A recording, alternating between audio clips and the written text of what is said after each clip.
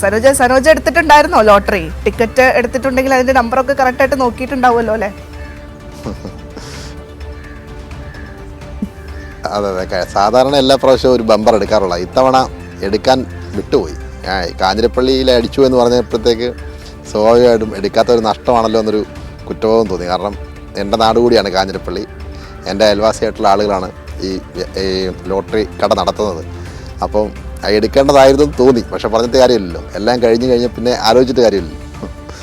അതെ അതെ, തീർച്ചയായും. അപ്പോൾ സരോജ്, എങ്ങനെയായാലും ആരാണ് ഭാഗ്യശാലി എന്ന് ഇതുവരെ നമുക്കറിയാൻ സാധിച്ചിട്ടില്ല. എന്തായാലും ഏജന്റ് ആരാണെന്ന് നമ്മൾ കണ്ടെത്തി. അദ്ദേഹത്തിന്റെ പ്രതികരണമൊക്കെ നമ്മൾ ഇന്നലെ കണ്ടതാണ്. ഇനി അങ്ങോട്ട് ആരാണെന്നുള്ളത് കേരളം മുഴുവൻ ഇങ്ങനെ അന്വേഷിച്ചുകൊണ്ടിരിക്കുക അല്ലേ? എങ്ങനെയാണ് വിവരങ്ങൾ? അവിടെ ആളുകളൊക്കെ തിരയുന്നുണ്ട് ആരാണ് ആ ഭാഗ്യശാലി എന്ന് പറഞ്ഞുകൊണ്ട്. തീർച്ചയായിട്ടും XC 138455 എന്ന നമ്പറിനാണ് ഒന്നാം സ്ഥാനം ലഭിച്ചത്. കാഞ്ഞിരപ്പള്ളിയെ സംബന്ധിച്ച് കാഞ്ഞിരപ്പള്ളിക്ക് ആദ്യമായിട്ടാണ് ഇങ്ങനൊരു ബമ്പർ സമ്മാനം അടിക്കുന്നത്. പ്രത്യേകിച്ച് കോട്ടയം ജില്ലയിലാണെങ്കിൽ പോലും പൊതുവേ ബമ്പർ സമ്മാനം അടിക്കുന്നത് കുറവാണ്.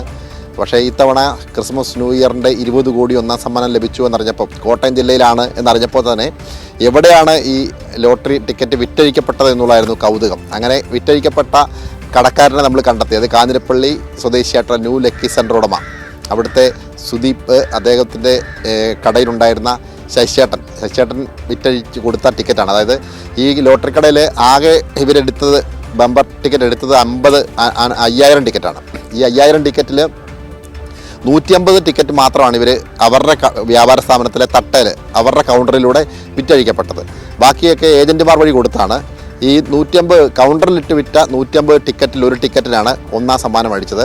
അപ്പോൾ അവിടെ ചില ദിവസങ്ങളിൽ 1-2 ബമ്പർ ടിക്കറ്റ് മാത്രമാണ് വിറ്റഴിക്കപ്പെടുന്നത്. കഴിഞ്ഞ 2 മാസത്തിലേറെയായി അവർ വിൽക്കുന്നുണ്ടായിരുന്നു.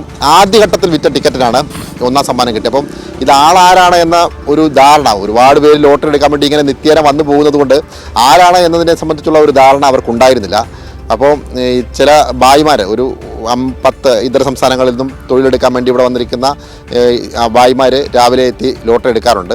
അവരൊരു 10-ൽ താഴെ ആൾക്കാരാണ് ഈ ബമ്പർ എടുത്തത്. ഒപ്പം തന്നെ ശബരിമല തീർത്ഥാടന പാതയിലാണ് ഈ കടയുള്ളത്. അപ്പോൾ തീർത്ഥാടകരായിട്ടുള്ള ചുരുക്കം ചില ആൾക്കാർ കൂടി എടുത്തിട്ടുണ്ട്. അപ്പം 90% കാഞ്ഞിരപ്പള്ളി സ്വദേശികളായിട്ടുള്ള ആളുകൾ തന്നെയാണ് ടിക്കറ്റ് എടുത്തത്. അപ്പം കാഞ്ഞിരപ്പള്ളിക്കാർക്കാർക്കുമാണ് ഈ ഭാഗ്യം കടാക്ഷിച്ചിരിക്കുന്നത് എന്നുള്ള ഒരു ഉറപ്പിലാണ് വ്യാപാര സ്ഥാപന ഉടമ ഉണ്ടായിരുന്നത്. അപ്പോൾ നമ്മൾ ഇന്നലെ രാത്രിയിലും ഒക്കെ തന്നെ ഈ ആളെ കണ്ടെത്താൻ വേണ്ടിയുള്ള ഒരു പരിശ്രമത്തിലാണ്. പക്ഷേ സൂചനകൾ ലഭിച്ചിട്ടുണ്ടെങ്കിൽ പോലും ഈ അടിച്ചു എന്ന് പറയപ്പെടുന്ന ആൾ അടിച്ചു എന്ന് ഉറപ്പിക്കാൻ തയ്യാറായിട്ടില്ല. അദ്ദേഹം നിഷേധിക്കുകയാണ്. അപ്പം എന്തായാലും ഇപ്പോഴും ഇദ്ദേഹത്തിനാണോ അടിച്ചതിനെ സംബന്ധിച്ചുള്ള ഒരു വ്യക്തമായ ധാരണ ഉണ്ടായിട്ടില്ല. പക്ഷേ ഭാഗ്യശാലി ആരാണ് എന്നിപ്പോൾ ഉറപ്പിക്കാൻ കഴിയാത്ത അവസ്ഥയാണ്. ഈ ഭാഗ്യശാലി ഇപ്പോഴും കാണാമറയത്താണ്. ആ ഭാഗ്യശാലി ആരാണ് എന്ന് അറിയാൻ വേണ്ടിയുള്ള ആകാംക്ഷയിലാണ് കാഞ്ഞിരപ്പള്ളിക്കാരായിട്ടുള്ള ഓരോ ആളുകളും. ഭദ്ര.